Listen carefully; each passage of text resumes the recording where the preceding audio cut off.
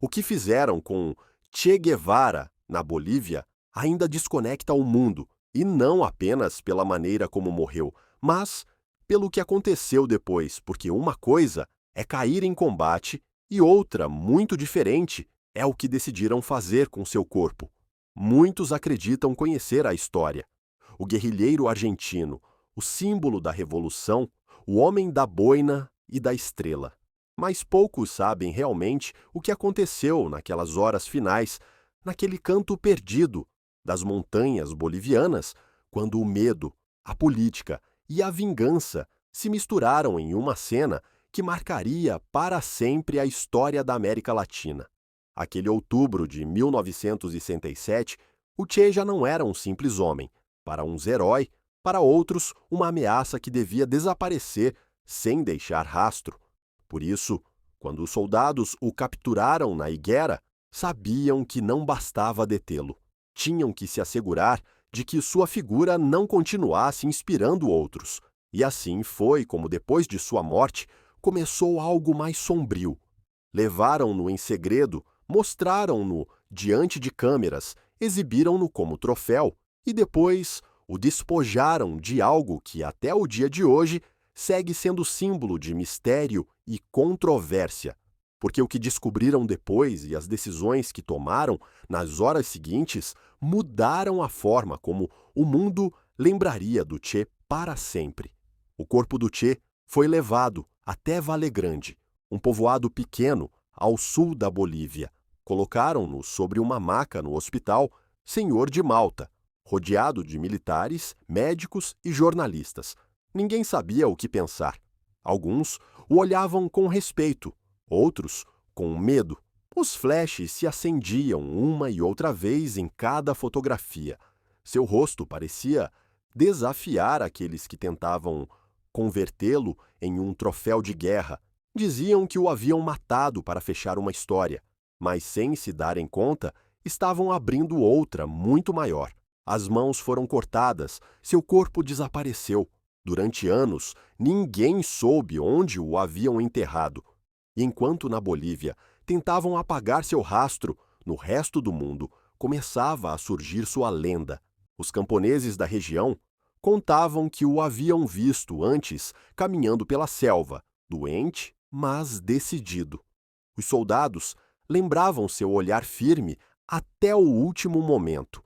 E os jornalistas que estiveram diante dele naquele dia não puderam esquecer a sensação que lhes deixou, a de estar diante de um homem que parecia seguir vivo, mesmo depois de morrer. A partir daquele instante, o nome Che Guevara já não era só o de um revolucionário, era o começo de um símbolo, um que nenhum exército, nem mesmo com suas mãos cortadas, pôde deter. Mas para entender por que o Che chegou a esse ponto, a esse final que se tornou lenda, é preciso voltar ao princípio, aos anos em que tudo começou, quando ainda era um jovem médico argentino, sonhador, curioso e sem imaginar que um dia se tornaria o rosto mais reconhecido de uma revolução continental. Seu nome completo era Ernesto Guevara de la Serna. Nasceu em Rosário, Argentina, em 1928. Sua família era de classe média, com ideias progressistas, e embora sua infância tenha sido marcada pela asma, isso não o impediu de desenvolver uma determinação que poucos tinham.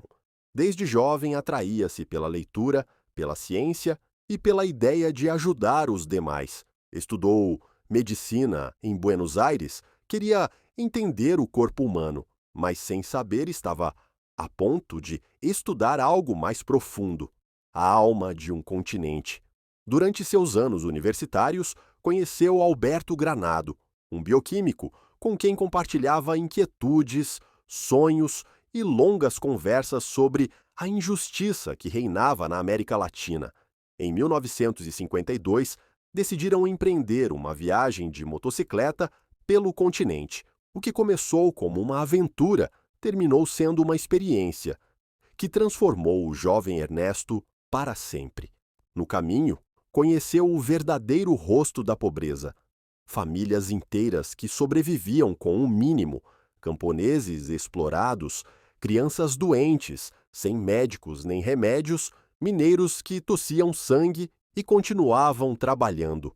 Em cada parada, o futuro Che via como a desigualdade se repetia uma e outra vez, sem importar o país. Aquela travessia lhe mostrou que as fronteiras não existiam para o sofrimento. No Chile, no Peru, na Colômbia, na Venezuela, as histórias eram as mesmas. Riqueza concentrada em uns poucos e miséria repartida entre muitos. Seu caderno de notas foi se enchendo de reflexões. Não era só um turista, nem um médico em prática.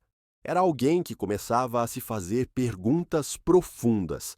Por que um continente tão rico tinha povos tão pobres? Por que a injustiça parecia ser a norma?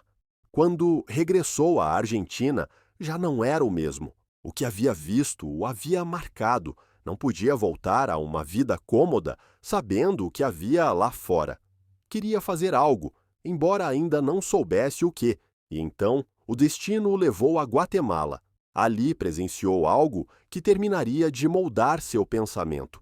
O derrubamento do presidente Jacobo Arbenz em 1954, após uma intervenção apoiada pelos Estados Unidos, viu como uma reforma agrária destinada a dar terras aos camponeses foi destruída por interesses estrangeiros e entendeu que a mudança, para ser real, devia enfrentar os poderes mais grandes do mundo. Essa experiência o converteu em um revolucionário convicto. Já não bastava curar corpos, havia que curar sistemas inteiros. Depois da Guatemala, viajou ao México, onde conheceu um grupo de exilados cubanos que planejavam derrubar o ditador Fulgêncio Batista. Entre eles estava Fidel Castro. A conexão entre ambos foi imediata. Fidel viu nele um homem disposto a tudo por seus ideais, e o Che viu em Fidel um líder decidido, capaz de converter a teoria em ação. Aquela reunião mudaria suas vidas e o destino da América Latina. O que ocorreu nos meses seguintes e como aquele jovem médico argentino terminou se convertendo no coração militar de uma revolução. Foi algo que nem mesmo ele teria imaginado. Em 1955, na Cidade do México, um encontro casual entre dois homens mudou o rumo da história latino-americana. Um era um jovem argentino magro, de olhar intenso, que carregava uma convicção inabalável. O outro, um cubano de voz firme e caráter de ferro que planejava derrubar um ditador.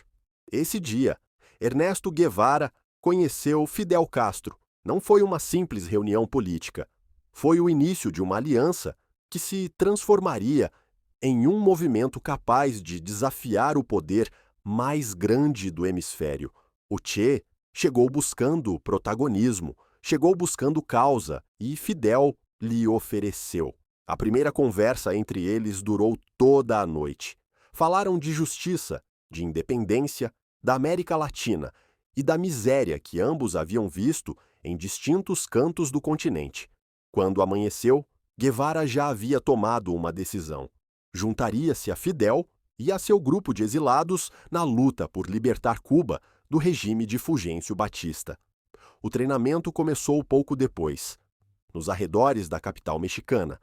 Um grupo de homens jovens se preparava em segredo. Muitos não sabiam atirar. Outros mal entendiam a magnitude do projeto no qual estavam se metendo.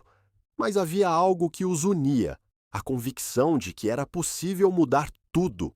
O Che, embora médico de profissão, se destacou rapidamente. Sua disciplina, sua inteligência tática e sua dureza o converteram em figura-chave. Diferente de muitos, não temia a adversidade.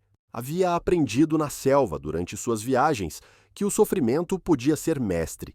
Em dezembro de 1956, o grupo zarpou do México rumo a Cuba, a bordo do iate Grama. Eram 82 homens amontoados em uma embarcação que mal podia sustentá-los. A travessia foi um desastre, tempestades, enjoos, descoordenação. Ao chegar às costas cubanas, o exército de Batista os esperava. Dos 82 que partiram, apenas uma vintena conseguiu sobreviver ao primeiro enfrentamento.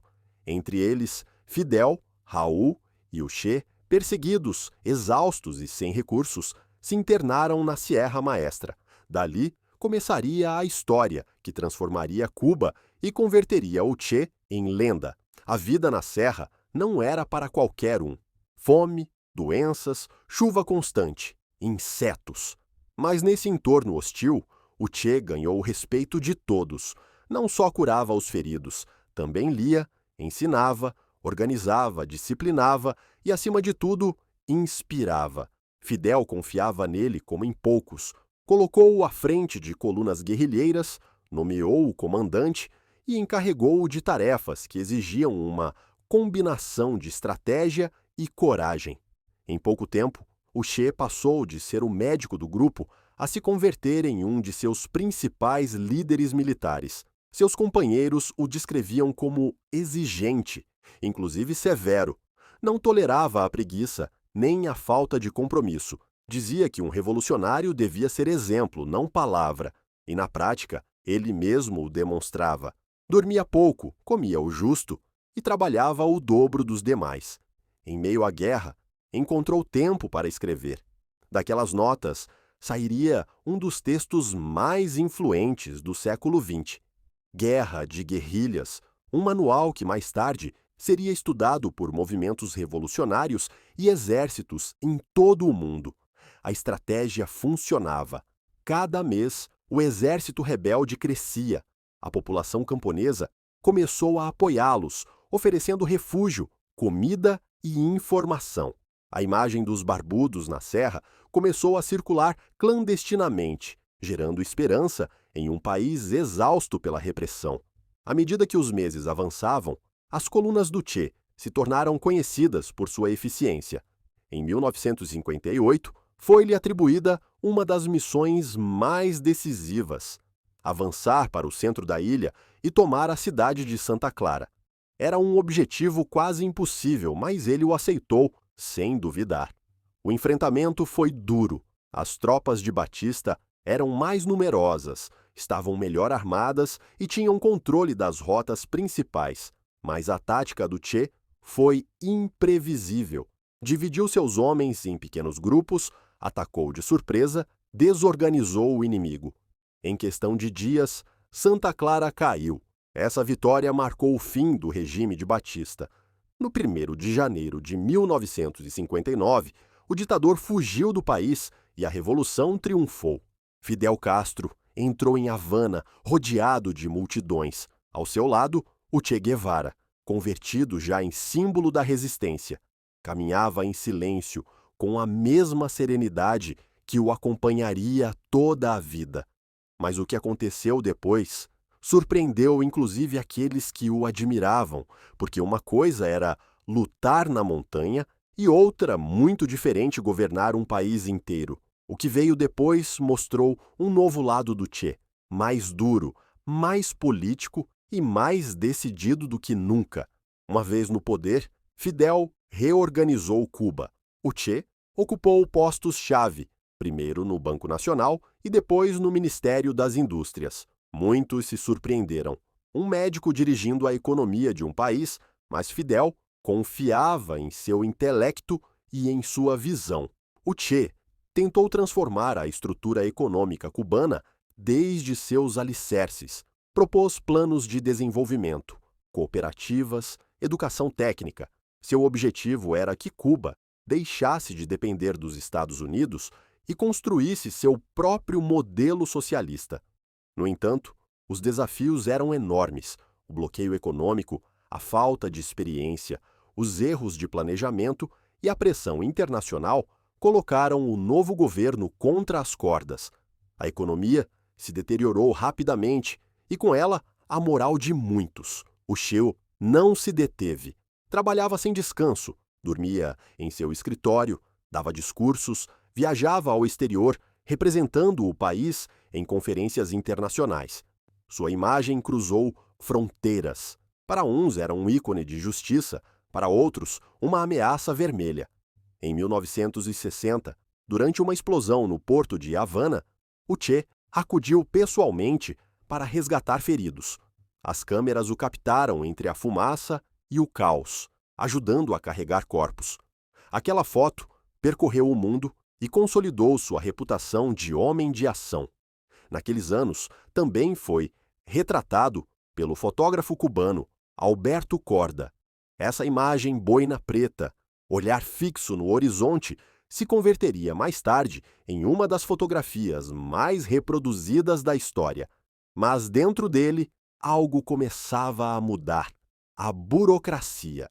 Os compromissos políticos e as limitações do poder não eram o seu. O Che sentia que a revolução devia continuar, que Cuba era só o primeiro passo. Seu espírito não se conformava com ocupar um cargo, queria seguir lutando. Sua visão era global. Acreditava que o destino da América Latina dependia de uma onda revolucionária continental. Em discursos e escritos, insistia na ideia do homem novo, uma humanidade livre de egoísmo, disposta a se sacrificar pelo bem comum. Muitos o consideravam um idealista, outros um perigoso radical, mas ele seguia firme.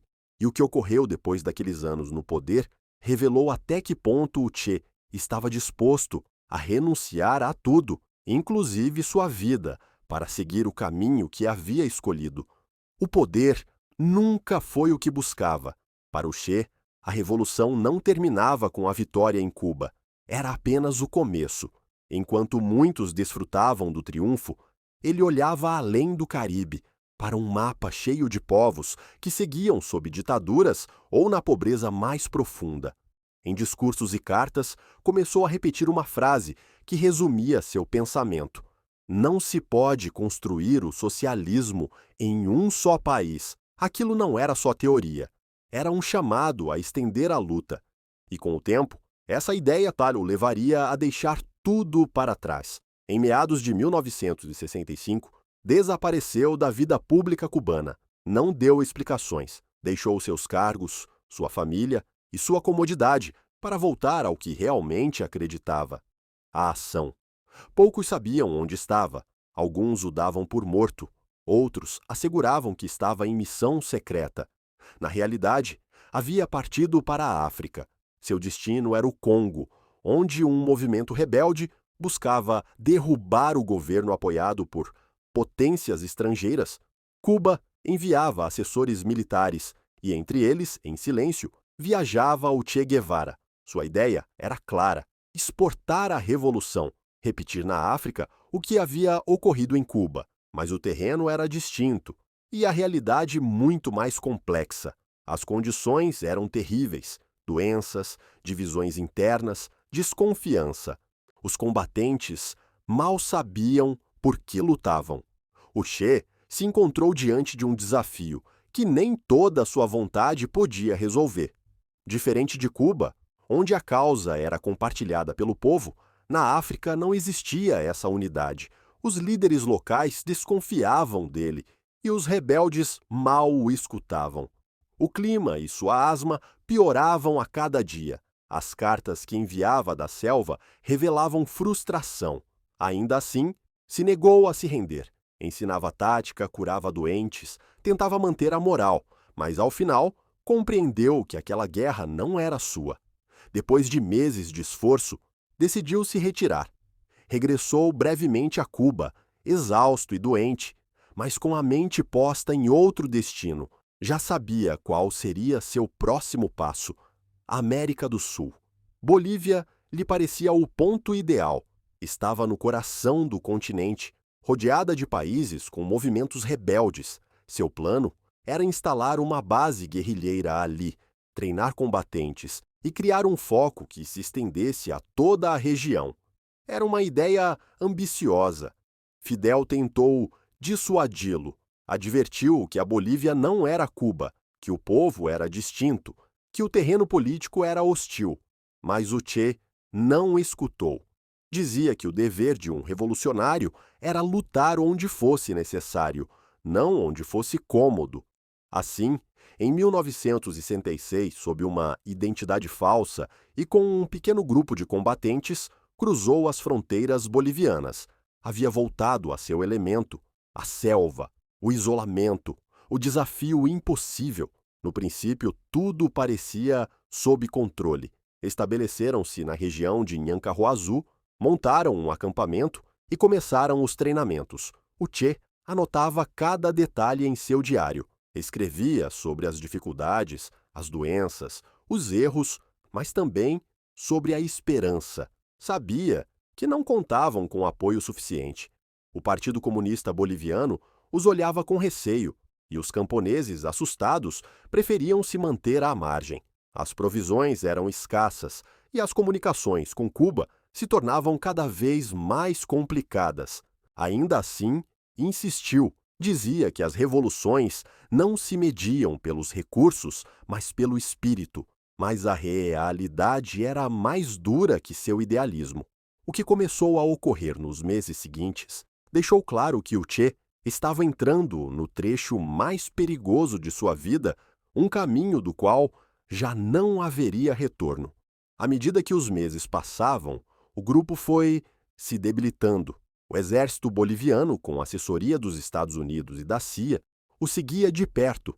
As emboscadas eram cada vez mais frequentes, as doenças também. As mensagens de ajuda demoravam semanas para chegar e o isolamento começava a quebrar a moral dos combatentes. O Che tentava mantê-los firmes, mas sabia que o cerco se fechava. Ainda assim, nunca perdeu a disciplina. Escrevia cada dia, dava ordens precisas e seguia sonhando com uma insurreição continental. Em uma de suas últimas anotações, escreveu: "Nosso destino já está traçado. Não importa, cumpriremos com o dever." Os informes militares da época descrevem como seu grupo foi reduzido um por um. Muitos morreram sem entender completamente a magnitude do movimento do qual faziam parte. Outros foram capturados e entregues. O Che seguia se movendo entre a selva e as montanhas, buscando um refúgio que já não existia. Em outubro de 1967, o exército boliviano o localizou. As forças especiais, treinadas por assessores americanos, rodearam a zona da quebrada do Yuro. O grupo estava exausto, mal restavam uns poucos homens junto a ele. Na manhã do 8 de outubro, durante um enfrentamento, foi ferido e capturado. Não opôs resistência. Os soldados se surpreenderam ao vê-lo tranquilo, sem medo, inclusive cordial. Levaram-no a uma escolinha rural no povoado da Higuera. Passou sua última noite ali sentado, fumando um charuto, falando pouco. Alguns dos jovens soldados o observavam com respeito. Sabiam que estavam diante de um homem que, apesar de tudo, acreditava no que dizia. Na manhã seguinte, a ordem chegou de cima. Seu destino estava selado. E o que passou nas horas seguintes? Como o trataram? O que fizeram com seu corpo? E por que tentaram apagar até seu rastro? Foi tão impactante que ainda hoje, mais de meio século depois, segue provocando perguntas que ninguém pôde responder por completo. A notícia se espalhou rapidamente pelos povoados do sul da Bolívia. Haviam capturado o Che Guevara. Ninguém sabia se acreditar. Na Higuera, um pequeno casario escondido entre as montanhas, um grupo de soldados rodeava uma velha escolinha rural de adobe e telhado de zinco. Dentro, em uma pequena sala, estava ele. O Che tinha 39 anos, estava ferido na perna e sem seus óculos. Havia perdido sua mochila, seu rádio e quase todo o seu grupo, mas seguia com a cabeça erguida.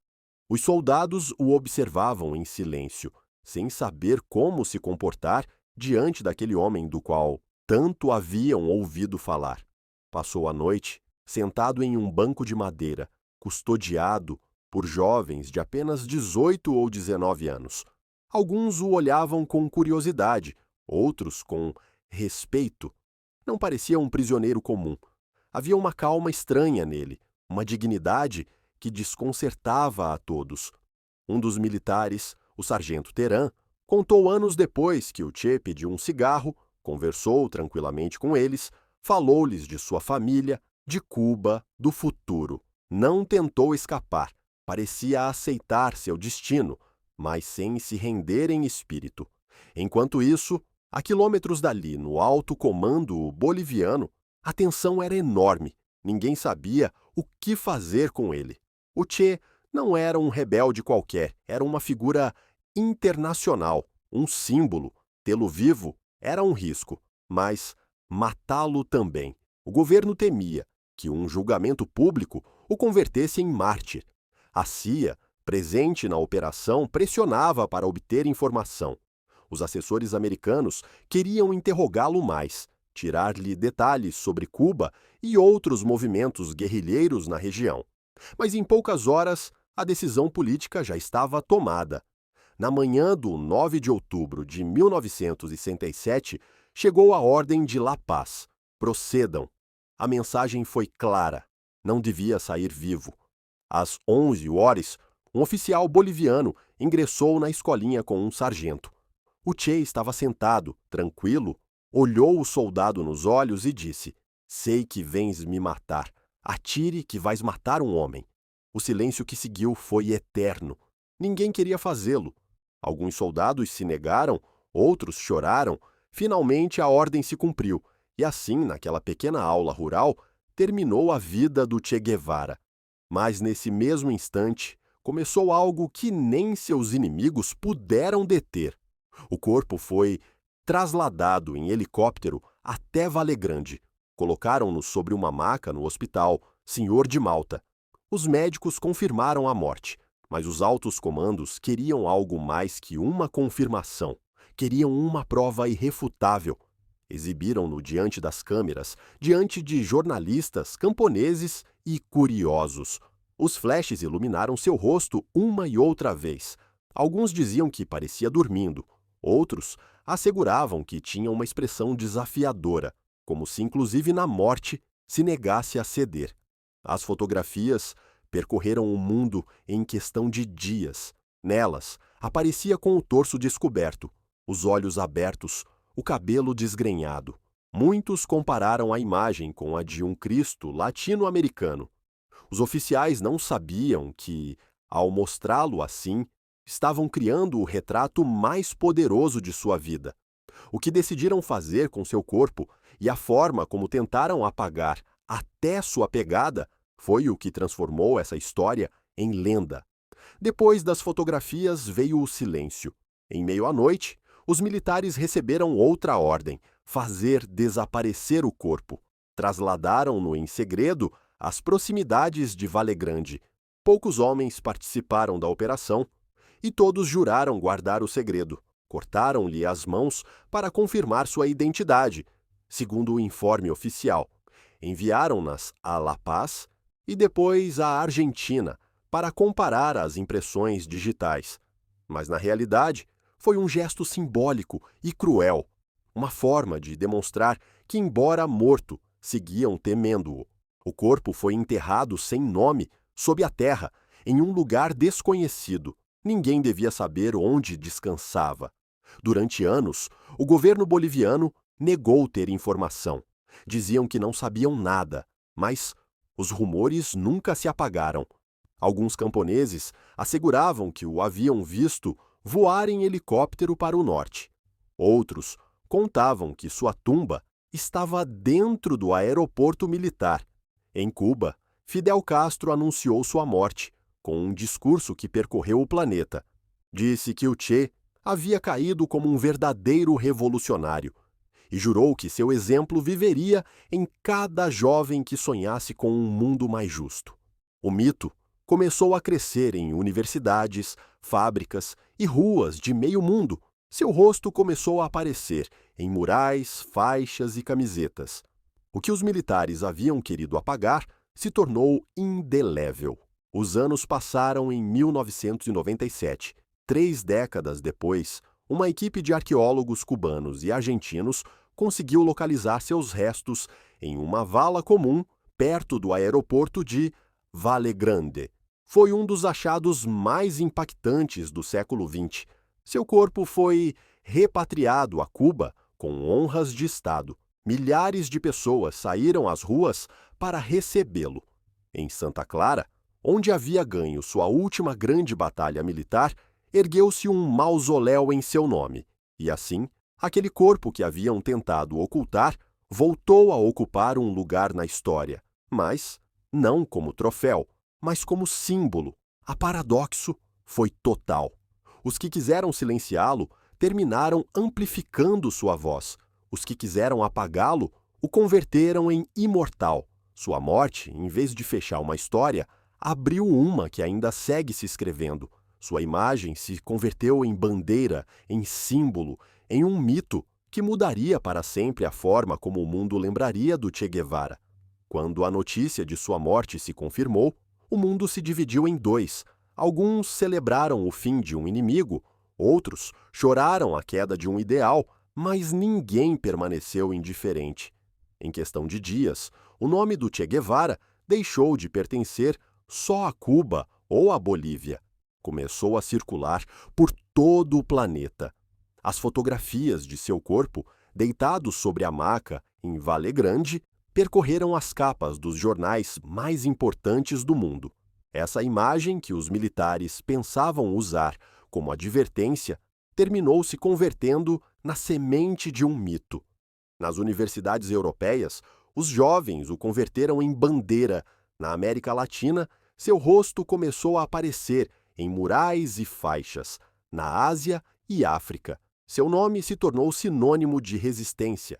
Em menos de um ano, o Che Guevara havia passado da derrota à imortalidade. O retrato que o imortalizou não foi tomado depois de sua morte, mas 7 anos antes, em Havana. Foi obra do fotógrafo cubano Alberto Korda, que captou o Che durante um funeral em 1960. Ninguém imaginava que essa fotografia, com seu olhar firme e a boina preta com a estrela, se converteria em uma das imagens mais reproduzidas da história. Durante os anos seguintes, essa cara começou a se multiplicar em camisetas, em bandeiras, em grafites, em cartazes. O Che se transformou em símbolo global de rebeldia, de juventude, de inconformismo. E o mais curioso, inclusive muitos dos que não conheciam sua história reconheciam seu rosto. A figura do Che transcendeu a política, se tornou arte, cultura, mensagem. Sua imagem apareceu em canções, filmes e movimentos sociais, às vezes como inspiração, outras como mercadoria, mas sempre presente. Fidel Castro, em Cuba, se encarregou de manter viva sua memória. Elevou-o a exemplo do homem novo, um ideal de sacrifício e coerência revolucionária. Em seus discursos, o Che não era só um amigo caído, era um modelo moral para as gerações futuras. No final dos anos 60, seu rosto já havia chegado aos campi universitários de Paris, aos bairros operários de Buenos Aires e aos muros de Roma. Nos Estados Unidos, em plena guerra do Vietnã, muitos jovens protestavam com sua imagem em alto. O que havia começado como um intento de eliminar um símbolo terminou criando um muito maior.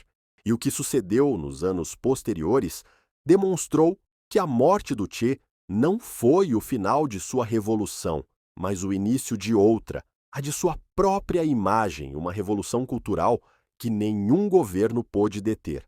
Com o passar do tempo, sua figura foi reinterpretada por todos. Para uns representava a luta contra a injustiça, para outros a utopia de um mundo diferente. E também houve quem o criticasse duramente, recordando sua dureza, suas decisões e seu papel dentro do regime cubano. O Che se converteu em espelho. Cada pessoa via nele o que queria ver. Alguns viam um idealista, outros um radical, outros um mártir. Mas em todos os casos, sua imagem seguia provocando emoções intensas. A indústria também notou, nos anos 80 e 90, seu rosto foi usado para vender produtos, camisetas, inclusive perfumes. Uma paradoxo total. O homem que havia rejeitado o capitalismo se convertia em ícone de consumo global. Os meios o reviviam a cada aniversário. Livros, documentários, filmes, debates. O nome Che Guevara seguia presente nas conversas do mundo inteiro. Sua família, seus companheiros de luta e seus admiradores insistiam em recordá-lo como um ser humano, não como um mito. Diziam que atrás da figura havia um homem com dúvidas, com erros, mas com uma convicção que o levou até o final. Ao longo das décadas, cada geração redescobriu o Che à sua maneira. Para os jovens dos 70, foi um exemplo de rebeldia. Para os dos 80, um recuerdo romântico de revolução. E para os do século XXI, um ícone que mistura idealismo, história e controvérsia. Inclusive hoje, em redes sociais, sua imagem segue sendo compartilhada, comentada e reinterpretada. Meio século depois, seu rosto segue gerando admiração, discussão e debate. Em escolas, em murais, em marchas. O Che está aí, não porque alguém o imponha, mas porque sua história conecta com uma ideia universal, a de não se render ante a injustiça. Seu legado não se mede por vitórias ou derrotas, mas pelo impacto que deixou na consciência de milhões. Poucos personagens conseguiram algo assim, cruzar fronteiras, ideologias e gerações. E tudo começou com um intento de apagá-lo. Os militares que cortaram suas mãos pensaram que estavam fechando uma história, mas na realidade estavam abrindo outra, porque daquele corpo sem nome, daquela foto que pretendia infundir medo, nasceu uma figura que ainda hoje segue presente em cada canto do mundo. E como sua imagem voltou a Cuba, como se converteu em símbolo da nação que ajudou a construir, e como seu legado segue vivo em milhares de pessoas, marcaria o fechamento de uma história que parecia impossível de apagar. Passaram 30 anos desde aquela manhã em que a Bolívia acreditou havê-lo apagado da história. 30 anos nos quais seu nome seguiu vivo em canções, murais e discursos. Mas seu corpo, o corpo do Che Guevara, seguia desaparecido. Durante décadas ninguém soube onde estava. As versões se contradiziam. Uns diziam que o haviam enterrado sob o aeroporto de Vallegrande, outros que o haviam jogado na montanha. Em Cuba, Fidel Castro mantinha viva sua memória, mas inclusive ele desconhecia o paradeiro exato de seu amigo. O mistério se manteve até meados dos anos 90. Em 1995, o governo boliviano autorizou uma equipe de especialistas cubanos e argentinos a investigar em segredo. Escavaram em silêncio durante meses, guiados por documentos antigos, testemunhos de camponeses e confissões tardias de alguns militares. Em junho de 1997, o achado foi confirmado. Os restos do Che Guevara haviam sido encontrados em uma vala comum, junto aos de outros combatentes, perto do velho aeroporto de Vallegrande. A notícia percorreu o mundo como um raio. 3 décadas depois, o homem que haviam tentado apagar voltava a ser encontrado. Os peritos identificaram seus restos mediante as impressões dentais e as características físicas. As provas foram conclusivas. Era ele. O Che havia voltado a aparecer justo no lugar onde juraram que ninguém o encontraria jamais. Em Cuba, a emoção foi indescritível. O governo organizou uma repatriação com honras. Milhares de pessoas saíram às ruas para recebê-lo.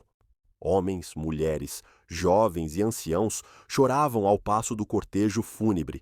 No 17 de outubro de 1997, os restos do Che e de seus companheiros chegaram a Santa Clara, a cidade que ele mesmo havia libertado em 1958 durante a Revolução Cubana.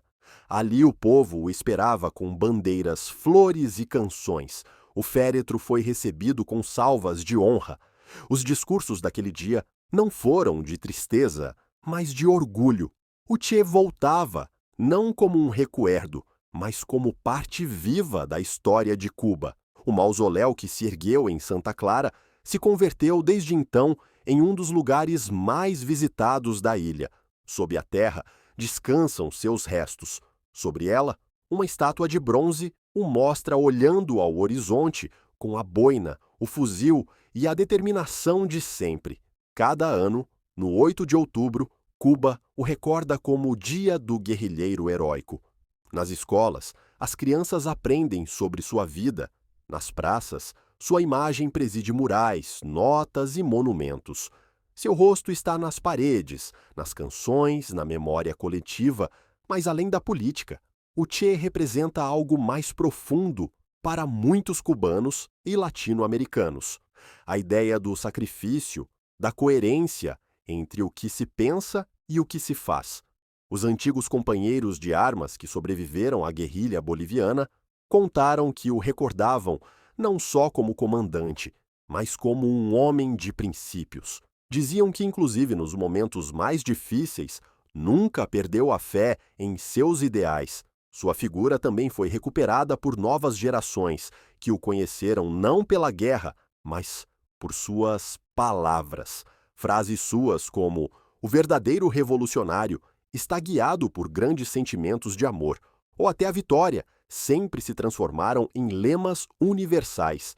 Na década de 2000, sua imagem se multiplicou novamente nas ruas do mundo, desde Buenos Aires até Berlim, desde Havana até Nova Delhi. Seu rosto voltou a aparecer em protestos, movimentos juvenis e campanhas sociais. Era o mesmo Che, mas adaptado aos tempos, o símbolo que havia nascido na selva e que haviam tentado enterrar na Bolívia. Seguia inspirando novas gerações que nem mesmo haviam nascido quando ele morreu. Seu nome cruzou idiomas e fronteiras e sua figura, além da ideologia, se converteu em uma das mais reconhecíveis do século XX. Inclusive, seus detratores o admitiam. Poucos homens haviam tido um impacto tão duradouro. Para alguns, foi um sonhador que pagou caro seu idealismo. Para outros, um homem que levou sua luta longe demais, mas ninguém podia negar que sua vida deixou uma pegada profunda. O regresso de seus restos fechou um ciclo histórico, mas abriu outro simbólico, porque ao voltar a Cuba, o Che já não era só um recuerdo, era parte da mitologia do continente. Passaram mais de 5 décadas desde que os disparos em uma escolinha boliviana puseram fim à sua vida, 50 anos desde que seu corpo foi mostrado ao mundo, suas mãos cortadas e seu destino selado como advertência. Mas o tempo demonstrou que o que lhe fizeram não apagou seu nome, só o transformou. Depois de sua morte, o Che Guevara deixou de ser só um homem. Sua figura começou a se expandir, primeiro como notícia, depois como mito, e com os anos como um símbolo de tudo o que representou, para bem ou para mal. Uma época de revoluções. O que lhe fizeram na Bolívia marcou um ponto de inflexão. Foi um intento de apagar uma ideia através de um corpo. E esse intento, paradoxalmente, terminou gerando um dos ícones mais persistentes do século XX. Durante as décadas seguintes, sua história foi contada e reinterpretada de muitas formas. Alguns o viram como um lutador pela justiça social, outros como um homem inflexível que levou seus ideais longe demais. Ambas as visões convivem até hoje, como se o Che seguisse dividindo o mundo, inclusive da tumba. Seu rosto, fotografado por Alberto Korda, começou a circular por todo o planeta. Primeiro em revistas políticas, depois em murais, faixas e camisetas. À medida que sua imagem se repetia, a mensagem original começou a se diluir, adaptando-se a cada contexto e geração. Em alguns lugares, sua figura representou liberdade e rebeldia. Em outros, foi vista como símbolo de autoritarismo. Essa dualidade o converteu em um personagem maior que si mesmo, uma ideia moldada pelas interpretações alheias. Em Cuba, seu nome se tornou parte do discurso oficial e da identidade nacional. Na América Latina, foi adotado por movimentos sociais e estudantis. No Ocidente, seu rosto terminou decorando paredes, discos e até produtos comerciais. Sua história começou a aparecer em escolas, universidades e documentários. Mas além do mito, muitos investigadores se esforçaram por resgatar o homem real atrás da lenda, aquele que duvidava, que se equivocava, que tinha um caráter forte, mas também um sentido profundo de coerência. Os historiadores coincidem em que sua figura reflete as tensões de seu tempo, a luta entre o idealismo e a realidade, entre a revolução e a repressão, entre o sonho e o sacrifício. Por isso, estudar sua vida é também estudar a história de uma época.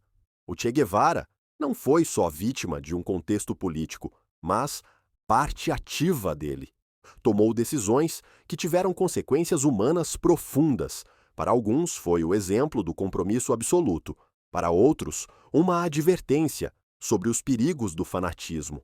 A imagem do Che, com o passar dos anos, foi reinterpretada uma e outra vez. Nos anos 70, foi bandeira de rebeldia juvenil. Nos 80, símbolo político. Nos 90, uma marca global. E no novo século, tema de debate constante. Nenhuma dessas versões é completa, mas todas são reais, porque o Che não pertence a um só relato, pertence a todos os que o recordam ou o questionam.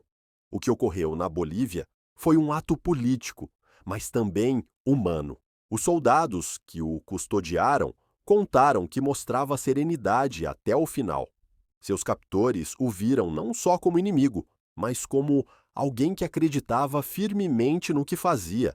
Depois veio a manipulação de sua imagem, primeiro por parte dos governos, que quiseram usar sua morte como advertência, depois pelos movimentos que o transformaram em bandeira, finalmente por uma cultura que o converteu em ícone sem contexto.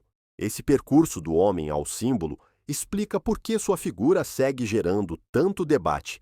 Para alguns, foi um idealista coerente, para outros, um político radical. Para a história, um personagem complexo, impossível de reduzir a branco ou preto. Hoje, sua imagem se vê em distintos cantos do mundo, em murais de cidades latino-americanas, em manifestações estudantis, em filmes, em tatuagens, mas o que cada pessoa vê nele depende mais do presente que do passado. Na América Latina, ainda há quem discuta se seu método valeu a pena.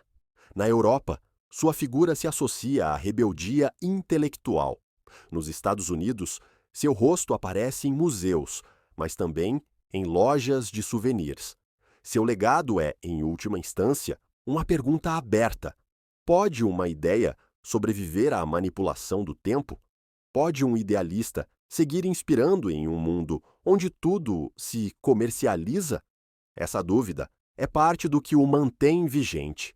O Che Guevara representa uma época, mas também uma contradição permanente. Sua história é um lembrete de que as revoluções não só mudam governos, também transformam símbolos, e de que muitas vezes os símbolos terminam sendo mais fortes que os fatos que os originaram, o que lhe fizeram na Bolívia sua execução, a exposição de seu corpo, o intento de ocultá-lo não o apagou. Só fez que sua figura fosse reinterpretada uma e outra vez até se converter em um espelho do século XX. Hoje, cada geração volta a olhá-lo e a se perguntar o que representa. E nessa busca, o Che segue vivo, não como herói nem como vilão, mas como uma história que convida a pensar. O certo é que sua morte não resolveu nada, só abriu um debate que segue até hoje, o de até onde se pode chegar por uma causa e que preço tem tentar mudar o mundo. Mais que imortal, o Che se tornou uma advertência sobre o poder das ideias e sobre como os atos bons ou maus podem transcender mais do que qualquer um imagina. Sua história demonstra que a memória não sempre é justa, mas sim persistente, e que o que se faz com um corpo não determina o que fica na história, porque no final, o que lhe fizeram ao Che Guevara foi tentar apagá-lo, e o que conseguiram foi que o mundo nunca deixasse de recordá-lo. E se chegaste até aqui, te convido a seguir explorando a história. Inscreva-se no canal, deixe seu comentário e ative o sininho, porque atrás de cada figura, como o Che, há verdades, contradições e mistérios que merecem ser contados. E nos próximos episódios descobrirás que, às vezes, o que acreditamos conhecer é só o princípio.